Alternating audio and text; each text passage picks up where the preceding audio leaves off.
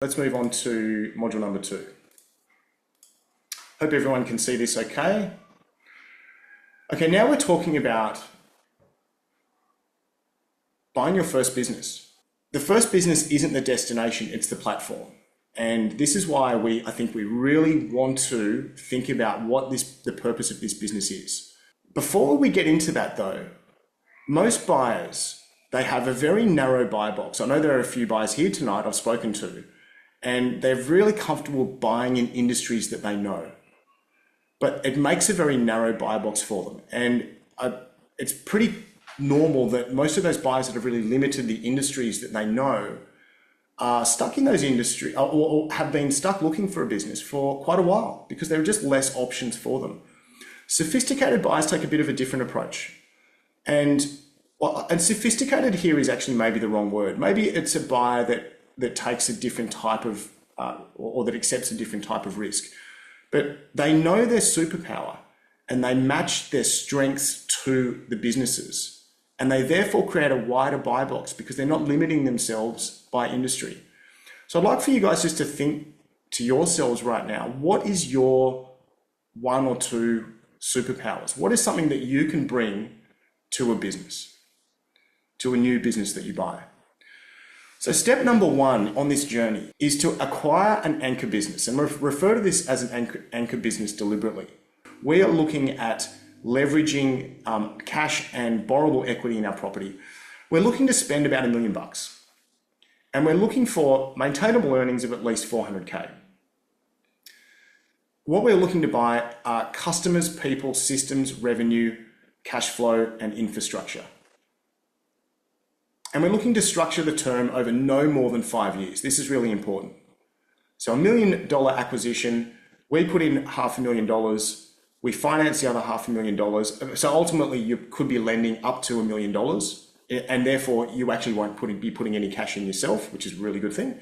And what you're acquiring is a very, very, very productive asset. This is the anchor business test. When you buy your first business, it needs to pass these 6 tests. So it needs to have that minimum level of profitability. It needs to have minimum 400K.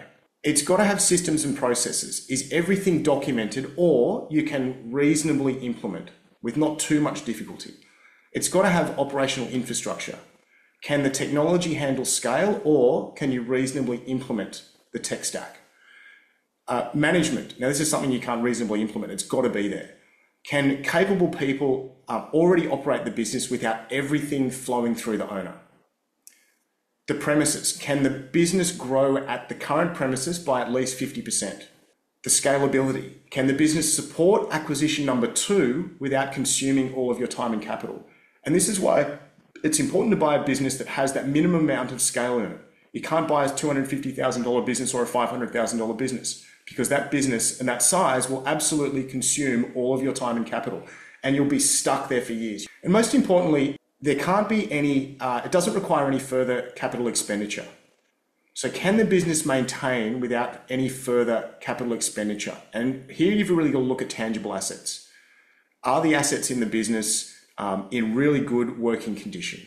So you've got to be really careful not to buy a business where you need to immediately go in and spend 100, 200K on replacing or maintaining the assets.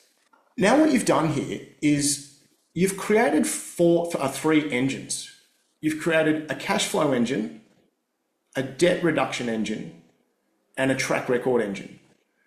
But where you're up to at the moment is, unless you have found a way to loan on your business balance sheet, which if you're a first-time buyer, you simply won't be able to do. So at the moment, your liability sits in your personal balance sheet. What we aim to get to pretty quickly is moving that liability through refinancing into your business balance sheet. But what's really important, and this is critical, guys, you cannot make this mistake. I've made this mistake, and I've probably invented mistakes in this area.